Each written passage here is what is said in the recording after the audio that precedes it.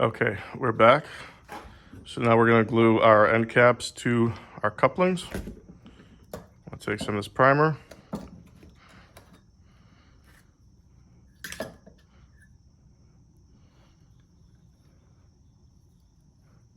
I'll go inside coupling. I want to get it nicely outside also. Just going to get the pipe ready to be cleaned up, to be glued together.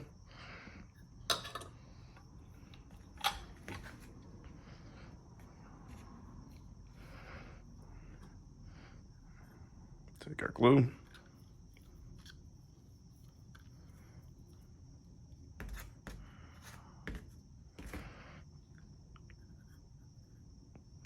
Get it on both pieces.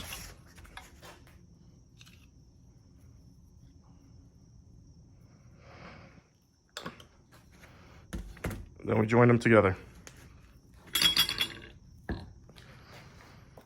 Now you want to hold this in place for about 30 seconds or so. All